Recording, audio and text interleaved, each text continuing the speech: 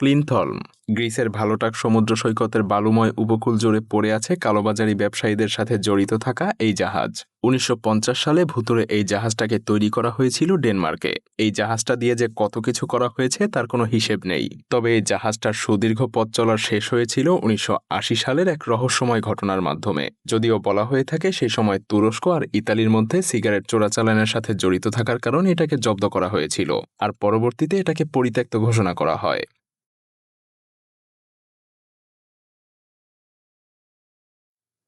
কোনো রকম মেইনটেইন না থাকার কারণে এটা আজ জাহাজের কঙ্কালে পরিণত হয়েছে। অবশ্য জাহাজটাকে এই উপকূলে এনে ফেলে দেয়া হয়েছিল সমুদ্রের নোনা পানির কাছে, আর সমুদ্রের নোনা পানি আজ এই জাহাজটার এমন অবস্থা করেছে। কয়েক দশক ধরে সমুদ্রের নোনা পানি এবং সামুদ্রিক ঝড়ের কবলে পড়ে জাহাজটা এখন এভাবে পড়ে আছে।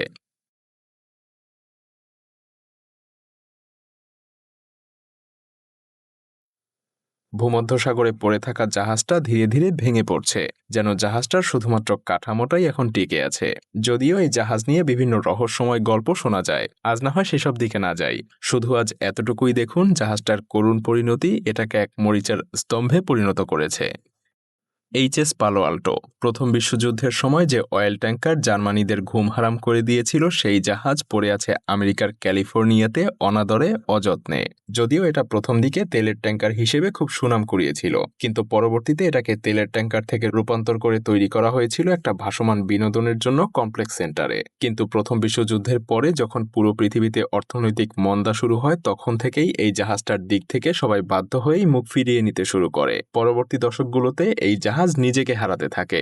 বিশাল আকৃতির সব ঝড় এবং ঢেউয়ের কারণে এটা খুব দ্রুতই ভেঙে পড়তে শুরু করে। প্রকৃতি যেন এটাকে নিজেই নিয়ন্ত্রণ করতে শুরু করে। বিভিন্ন প্রজাতির প্রাণীরা এখানে এসে আস্তে আস্তে বাসা বাঁধতে শুরু করে। তবে ২০১৬ সালে একটা ভয়ঙ্কর ঝড়ের কারণে জাহাজটার একদম মাঝখান থেকে ভেঙে যায়। যুদ্ধক্ষেত্রে সাহায্যকারী একটা জাহাজ থেকে শুরু করে বিনোদন কেন্দ্র হয়ে ওঠা প্রায় ১০০ বছর আগের জাহাজটা আজ ট্যুরিস্টদের জন্য হুমকি স্বরূপ। অথচ এখানেই একসময় মানুষ বিনোদনের জন্য ছুটে আসতো।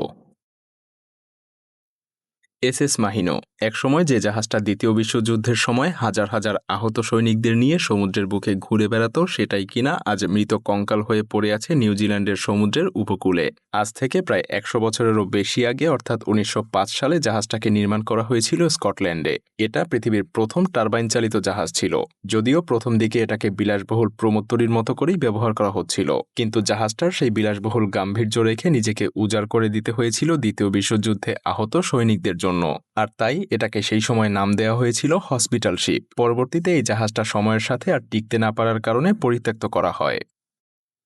শুরুতে এটা খুব ভালো একটা ট্যুরিস্ট স্পট ছিল, কিন্তু সমুদ্রের নোনা পানি এবং সামুদ্রিক ঝড় এই জাহাজটাকেও ছাড় দেয়নি। এখন যেন জাহাজটা অপেক্ষা করছে মরিচায় রূপান্তরিত হয়ে নিজেকে সম্পূর্ণরূপে উজাড় করে দিয়ে নিশ্চিহ্ন হওয়ার জন্য। এমএস ওয়ার্ল্ড ডিসকভার এটা ছিল একটা বিলাসবহুল প্রমোত্তরী। মেরু অঞ্চলে ভ্রমণ করার জন্য বিশেষভাবে এটা তৈরি করা হয়েছিল। তবে শেষ পর্যন্ত এই প্রমোত্তরীটা সলোমন দ্বীপপুঞ্জের গ্রীষ্মমণ্ডলীয় এলাকায় যেন তার শেষ নিঃশ্বাস ত্যাগ করে। জার্মানি এই জাহাজটাকে তৈরি করেছিল ১৯৭৪ সালে। এটা সেই সময়ের দুঃসাহসিক অভিযানের জন্য পৃথিবীর মধ্যে অন্যতম সেরা একটা জাহাজ ছিল।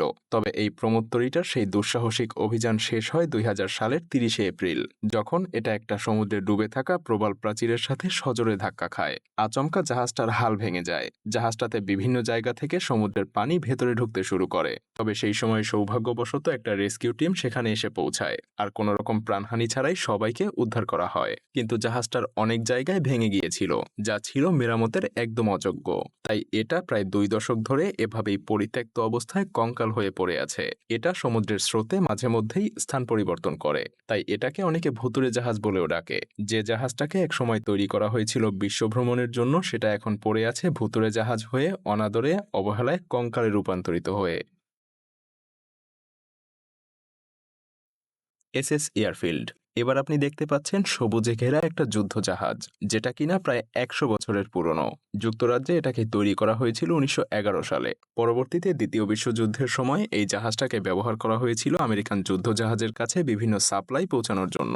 দ্বিতীয় বিশ্বযুদ্ধেও এই জাহাজটা বেশ কিছু বছর সমুদ্রে দাপিয়ে বেরিয়েছে, কিন্তু জাহাজটা যখন আর সময়ের সাথে খাপ খাইয়ে নিতে পারছিল না, তখন এটাকে ভেঙে ফেলার জন্য পাঠানো হয় অস্ট্রেলিয়ার একটা শিপইয়ার্ডে। কিন্তু কোনোভাবে সেই শিপইয়ার্ডটা বন্ধ হয়ে যায়, আর তাই পরবর্তীতে পরবর্তীতে এসএস এয়ারফিল্ড সহ আরও বেশ কিছু জাহাজ পরিত্যক্ত হয়ে সেখানে ভেসে বেড়াতে শুরু করে। তবে জাহাজটাতে এখন যুদ্ধ সরঞ্জামের পরিবর্তে জায়গা করে নিয়েছে অসংখ্য গাছ, যেটাকে এখন ভাসমান বনও বলা যায়।